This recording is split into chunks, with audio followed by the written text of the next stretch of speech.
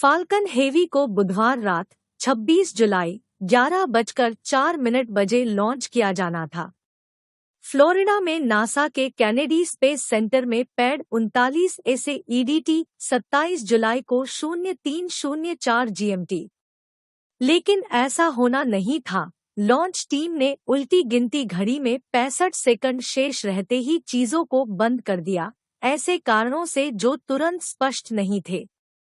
ऐसा प्रतीत होता है कि कल का सौर तूफान ग्रह के लिए परेशानियों का अंत नहीं था, क्योंकि एक और कोरोनल मास इजेक्शन CME बादल के हमले की आशंका है। सौर तूफानों की बमबारी धरती को हिला सकती है।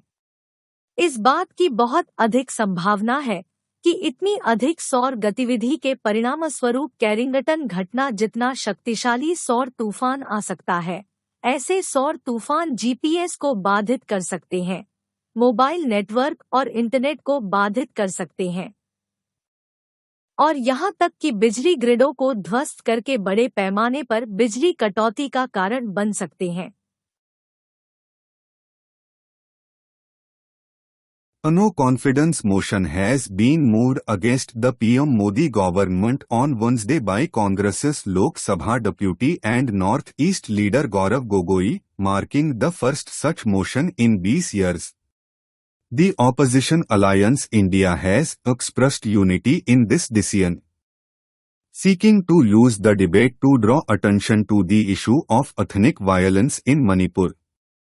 They aim to pressure the government to address the issue in parliament, not just through the Union Home Minister. Lok Sabha Speaker Om Birla has accepted the no trust motion and assured appropriate time for discussion on the matter. However, the Congress party demands that the discussion should be held on Thursday itself. NASA की बिजली कटौती के कारण मंगलवार को mission नियंत्रण और अंतर्राष्ट्रीय अंतरिक्ष स्टेशन के बीच संचार बाधित हो गया। मिशन नियंत्रण स्टेशन पर आदेश नहीं भेज सका और कक्षा में 7 अंतरिक्ष यात्रियों से बात नहीं कर सका। ह्यूस्टन के जॉनसन स्पेस सेंटर की इमारत में अपग्रेड का काम चल रहा था, जिसके चलते बिजली गुल हो गई।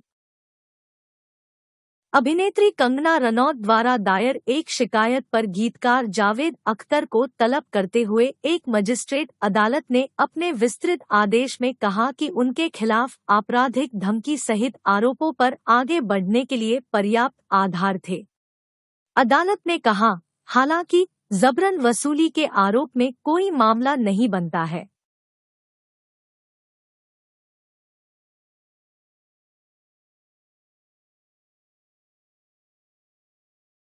थ्रेड्स ने ट्विटर जैसा फीचर लॉन्च किया, जबकि फॉलोइंग फीड में आप केवल उन खातों के ट्वीट देखेंगे जिन्हें आप फॉलो करते हैं। फॉर यू फीड आपको आपकी रुचि के आधार पर ट्वीट दिखाएगा। इसी तरह थ्रेड्स भी आपके फीड को फॉलोइंग और फॉर यू में विभाजित करेगा। जुकरबर्ग ने ट्वीट किया,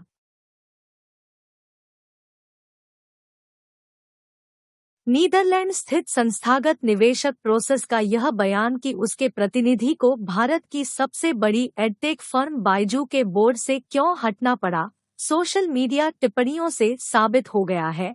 कई लोगों का मानना था कि बायजू का अंत निकट था, जबकि अन्य ने कहा कि यह कर्म था।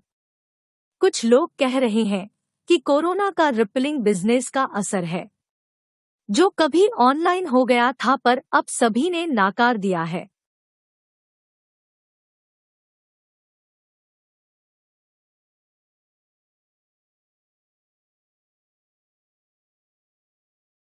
वैश्विक बाजारों में मिलेजुले रुख के बीच इक्विटी बेंचमार्क इंडेक्स सेंसेक्स और निफ्टी गुरुवार को भारी बिकवाली के दबाव में गिर गए, क्योंकि निवेशकों ने HDFC बैंक, M&M, नेस्ले और रिलायंस इंडस्ट्रीज जैसे प्रमुख शेयरों में निवेश कम कर दिया। व्यापारियों ने कहा कि इसके अलावा US फेड द्वारा ब्याज दरों में बढ़ोतरी घरेलू बाजार में भावनाओं को बढ़ावा देने में विफल रही, जिसके कारण बैंकिंग और ऑटो शेयरों में भारी गिरावट देखी गई। 125 अंक से अधिक की बढ़त के साथ खुलने के बाद बीएसई सेंसेक्स 440.38 अंक या 0.66% गिरकर 66,266.82 पर बंद हुआ, जबकि निफ्टी 118.40 अंक या 0.60% की गिरावट के साथ 19,659.90 पर बंद हुआ।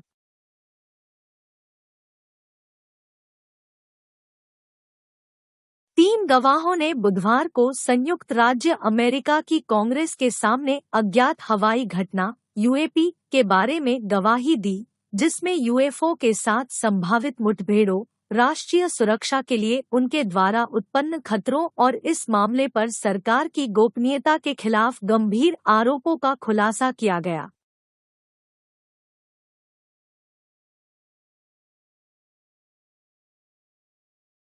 उत्तर कोरियाई नेता किम जोंग उन ने रूस के रक्षा मंत्री सर्गेई शोइगु से मुलाकात की, जिन्होंने रूसी राष्ट्रपति व्लादिमीर पुतिन का एक पत्र दिया। अपने कार्यालय और मुख्यमंत्री के बीच ट्विटर पर टकराव के बाद पीएम मोदी ने सीकर में एक किसान कार्यक्रम को संबोधित करते हुए कहा, अशोक गहलोत को कार्यक्रम में शामिल होना था, लेकिन खराब स्वास्थ्य के कारण वह नहीं आ सके। मैं उनके शीघ्र स्वस्थ होने की प्रार्थना करता हूं।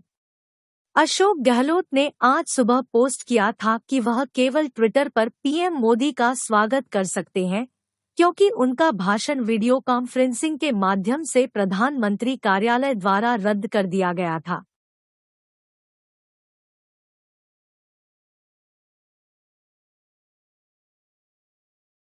दिल्ली एनसीआर क्षेत्र में लगातार बारिश के बीच राष्ट्रीय राजधानी में यमुना का जल स्तर गुरुवार को एक बार फिर खतरे के निशान को पार कर गया।